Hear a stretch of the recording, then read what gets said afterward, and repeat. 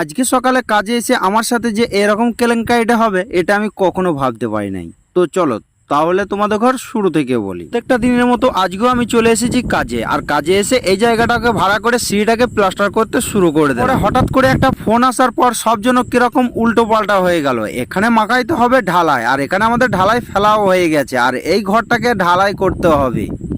আর হ্যাঁ, তাই আমি তাড়াতাড়ি করে এখানে কাজটা আমি শেষ করে দিলাম। আর সিঁড়িটা আমাকে সকালবেলায় বলেছিল খুব সুন্দর করে কাজটা নেবো, তাই সুন্দর করে কাজটাও করে দিয়েছি। দেখো কত সুন্দর ভালো লাগছে সিঁড়িটা। আমাদের ঠিকাদার কাজটা যেরকম চেয়েছিল সেরকমই করে দিয়েছি, আর বাড়িওয়ালাটারও খুবই পছন্দ হয়েছে। আর বেশি দেরি না করে এদিকে জাঙ্গি মাখাতে লেগেছে ঢালাই, আর আমি এদিকে ঘরে পলিথিনটাকে বিছিয়ে কমপ্লিট করে দিলাম। পরে দেখলাম জাঙ্গি এদিকে একা একাই ঢালাই মাখাচ্ছে, আর খুবই কষ্ট হচ্ছে। আমি আর কি করব, আমি না থাকতে পেরে ঢালাইটাই একটু পানি দিয়ে দিলাম যাতে ঢালাইটা একটু নরম হয়। আমার কাজ যেটা সেটা আমি করতে চলে এলাম। এখানে ওয়াটার লেভেল করেছি, পাকা 3 ইঞ্চি করে ঢালাই হবে, তাই আমি টিপ করতে শুরু করলাম। আর এইদিকে শাহজাহান ঢালাই বইতে শুরু করে দিল।